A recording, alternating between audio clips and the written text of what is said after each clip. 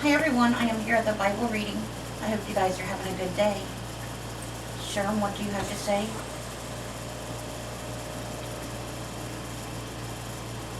What is it? To Layla. What is it? Come here, let me whisper to you. And tasty?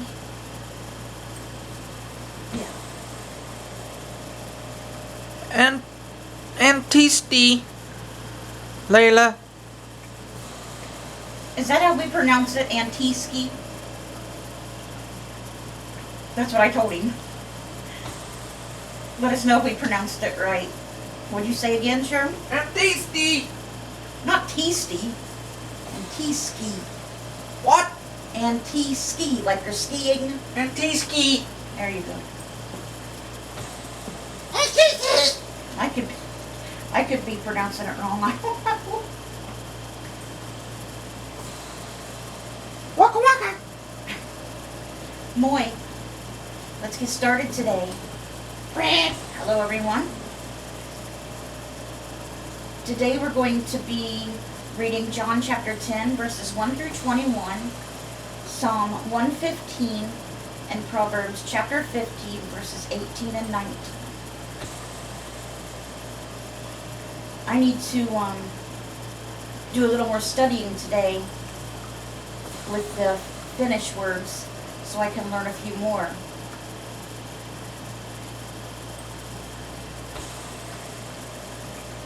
I wrote down another one if I can pronounce it right. Actually, a few more, but sometimes I get messed up and forget how they're pronounced. Let's see here. What did I say?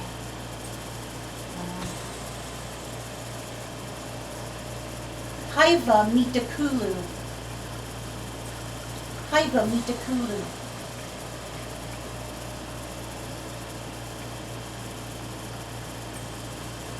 That is very Ihana. Julu, Christmas, right? Or Yulu, sorry. Yilu Kusi, Christmas tree.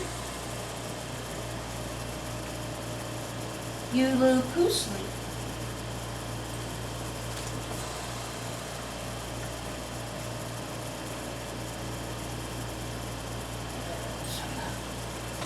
Another one, but I forget. Ketos or Ketos. I forget how to say those two, so I'll have to watch. And Huva. That is very Huva.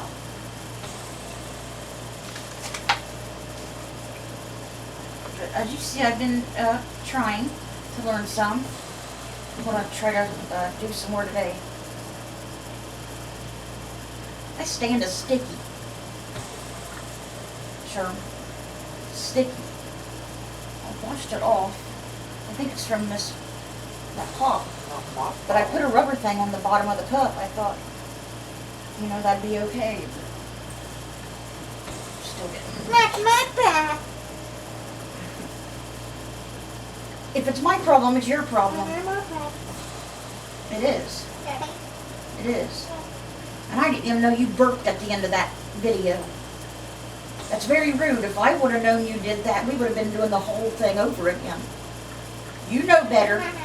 You do not let no bodily functions come out of your body till after the video is stopped. Do we understand? Would you stick your tongue out me? Brat.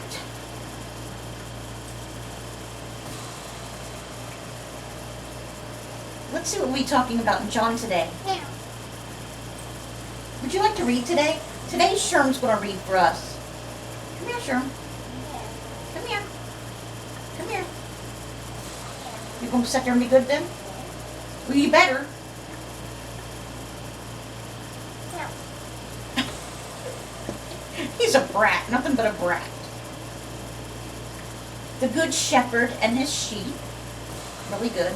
And that's all of it for John 10 today, verses 1 through 21. I see this one pop-up on the side lately that just keeps popping up. You know how when you go to a website and then you're on other things, they just keep popping up on the side? Like, how did they know I was looking at that stuff? That happens on Facebook all the time too. But I'm very picky, I guess. I've been looking for a new pocketbook forever. I mean, it don't even gotta be new, it could be used, you know. I was gonna look at Goodwill if I ever get to go over there. But I seen this one on here. It's really pretty. I'll have to go look at it again. I think it was a little too expensive. That's why I didn't get that one. Because I'm not gonna pay a fortune, you know, for a pocketbook. I wouldn't have nothing to put in it if I did. Wouldn't have money to put in there. That's why I was hoping I could find one I liked it, like Goodwill. Okay. I love Goodwill. And the Dollar Tree. My favorite. Okay. John 10. Jesus is saying, "Very truly I tell you, Pharisees, anyone who does not enter the sheep pen by the gate, but climbs in by some other way, is a thief and a robber." They're not going to like Jesus speaking to them this way, especially in front of the people. "The one who enters by the gate is the shepherd of the sheep." Jesus is the shepherd. We who follow him are his sheep. That's what he's trying to say. "The gatekeeper opens the gate for him, and the sheep listen to his voice. He calls his own sheep by name and leads them out. When he has brought out all his own, he goes on ahead of them, and his sheep follow him because they know his voice. But they will never follow a stranger. In fact, they will run away from him because they do not recognize a stranger's voice." Pretty smart, huh?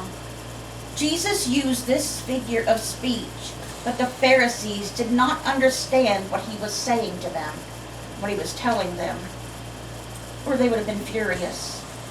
But, let me see here if I'm right.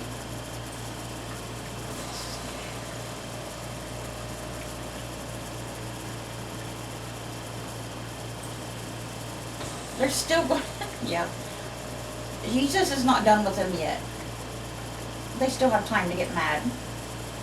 "Therefore," Jesus said again, "very truly I tell you, I am the gate for the sheep. All who have come before me are thieves and robbers, but the sheep have not listened to them. I am the gate. Whoever enters through me will be saved. They will come in and go out and find pasture. The thief comes only to steal and kill and destroy. I have come that they may have life and have it to the full." So Jesus is telling them all the people that has come before him are all thieves and liars. And Jesus is the true shepherd of the sheep. Let's see here. "I am the good shepherd. The good shepherd lays down his life for the sheep. The hired hand is not the shepherd and does not own the sheep. So when he sees the wolf coming, he abandons the sheep and runs away. Then the wolf attacks the sheep, the flock, and scatters it. The man runs away because he is a hired hand and cares nothing for the sheep." He's using this figure of speech to talk to, saying, when the wolf comes, he's speaking of the devil. When the devil comes, who's going to help the sheep if the gatekeeper runs away? The shepherd will, because the shepherd, Jesus, will never run away and leave us, the ones he saved, the ones who follow him. He'll never leave us alone, and he'll always defend us from Satan. Satan cannot harm us when Jesus is there with us. "I am the good shepherd. I know my sheep, and my sheep know me, just as the Father knows me, and I know the Father, and I lay down my life for the sheep." Hang on a sec. I hate when people's notifications pop up and I'm trying to read.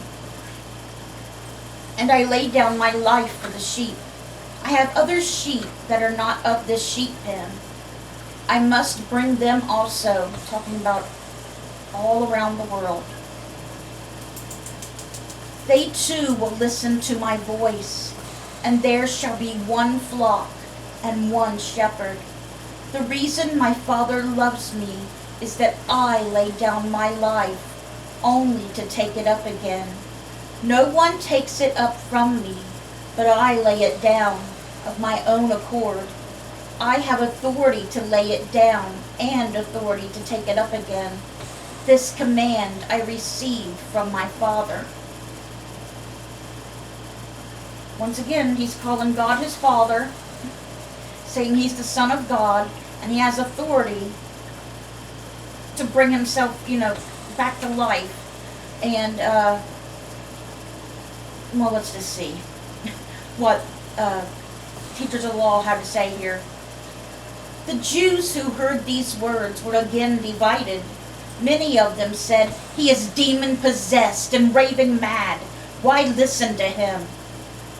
But others said, "These are not the sayings of a man possessed by a demon.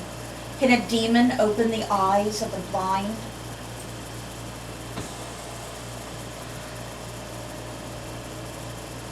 He's got some of them, people they're believing him, and the Pharisees, Sadducees, teachers of the law are trying to stir up the crowd to make them think Jesus has a demon, that he's really not, from God. He's on Satan's side, but of course he's not, because Satan does not do good things, and Jesus only does good things like God, his Father, our Father. And Jesus tried to explain that to them, remember, when he says Satan cannot go against himself, against Satan and the dark angels. He don't want to go against himself, the people that are bad. I mean, if he did, there would be no use for him anymore. Satan likes to pick on God's people. He ain't going to pick on his own people because they do his will. God and the ones who follow God do God's will, and Satan does not like that. He does not like good, only bad, and God only good. Remember that, because in case, when something goes wrong in your life, remember that. Satan, all bad. God, all good. And Satan will use those things, some of those things, to say, "Hey, I thought your God loved you. Come to me. I won't let those things happen to you. Why fool with him?" But he's a liar. Don't fall for his lies. Like Jesus said, Satan is the father of lies. He is the prince of this world, this cruel world that's only getting worse. Because of him, because of Satan. Okay, we have one psalm today, and that is Psalm 115. It has 18 verses. Not to us, Lord, not to us, but to your name be the glory, because of your love and faithfulness. Why do the nations say, "Where is their God?" Our God is in heaven. He does whatever pleases him. But their idols are silver and gold, made by human hands. They have mouths but cannot speak, eyes but cannot see. They have ears but cannot hear, noses but cannot smell. They have hands but cannot feel, feet but cannot walk, nor can they utter a sound with their throats. Those who make them will be like them, and so will all who trust in them. All you Israelites, trust in the Lord. He is their help and shield. House of Aaron, trust in the Lord. He is their help and shield. You who fear him, trust in the Lord. He is your help and shield. The Lord remembers us and will bless us. He will bless his people Israel. He will bless the house of Aaron. He will bless those who fear the Lord, small and great alike. May the Lord cause you to flourish, both you and your children. May you be blessed by the Lord, the maker of heaven and earth. The highest heavens belong to the Lord, but the earth he has given to mankind. It is not the dead who praise the Lord, those who go down to a place of silence. It is we who extol the Lord, both now and forevermore. Praise the Lord. All right. That was Psalm 115, guys. Another beautiful psalm. And now let's read our 2 Proverbs for today. Proverbs 15, verses 18 and 19. A hot-tempered person stirs up conflict, but the one who is patient calms a quarrel. The way of the sluggard is blocked with thorns, but the path of the upright is a highway. All right, guys, that was our Bible reading for today. I hope it touched your guys' hearts. Such a beautiful day out there today. The sun's just a-shining, and it's going to be warm all week, Layla. It's in the 80s, and one day this week, I forget which day, it's going to be 90. Yeah. And it was, just keep in mind, last night was in the 50s. That's how it is here. Okay, let me open our prayer requests here. Okay. I took some more people off. Please keep my dad, Randy, posted in your prayers. He needs a lot of prayer for a health issue right now. It could be very serious. Please pray for my mom, Rhonda Karshner. Please pray for Sherm, Layla and her son Emil, Elizabeth Jeffries, Judy Thompson, Jimmy Myers, Cindy Welsh, Dora Carper, Joyce Light, Abby Myers, Jan, Melly, and Tina Kincaid. All right. So we shortened our list a little bit, didn't we? I still got this joke book, guys. I'll try to find you one or two out of it, but I think these ones are really stupid. But now that I say that, watch me find one that's funny now. But so far, the ones I've read are really dumb. What do you guys think so? Let's see here. This one's by Jonathan Katz. I'm hot. I see a sign that says, "Caution, small children playing." I slow down, and then it occurs to me, I'm not afraid of small children. Reminds me of something our driver's ed teacher said when we were practicing driving. But it was kind of a lot different than that, but it was the slow down children sign. But I won't repeat what it is on here because it was pretty rude. Okay, let's see here. Anyone with toddlers knows that trying to control them is like herding cats. So I was impressed by a parenting trick of my husband's.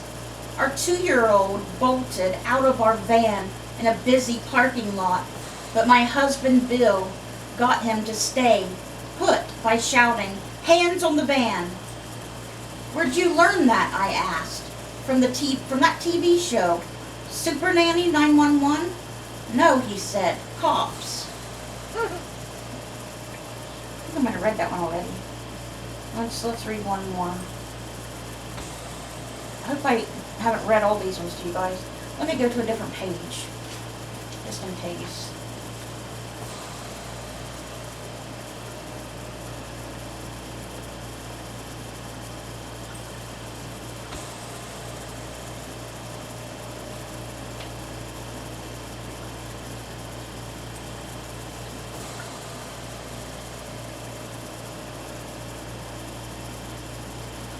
Okay, let's try this one. When a friend's marriage began to unravel, my 12-year-old son offered, "I think the problem is largely psychological." "How so?" I asked. "He's psycho and she's logical." One more. En route to Atlanta, my stepfather spotted some mules by the side of the road. "Relatives?" he asked my mother. Not taking the bait, she responded, "Yeah, through marriage." These are some of the weirdest ones, I swear.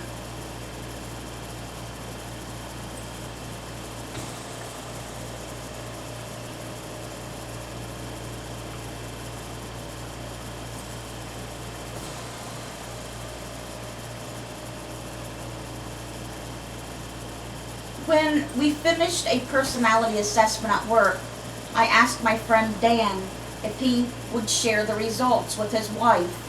That would require me to go home and say, "Hi, honey, I just paid someone $400 to tell me what's wrong with me," he said.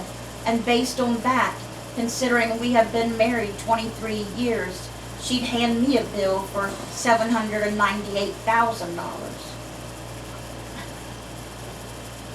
Alright, I'm going to stop there, guys, because I don't know. I hope you guys have a great rest of your day. Let's bring those souls to Jesus, and God willing, we'll see you guys again tomorrow with another Bible reading. Now, sure you turn it off and behave.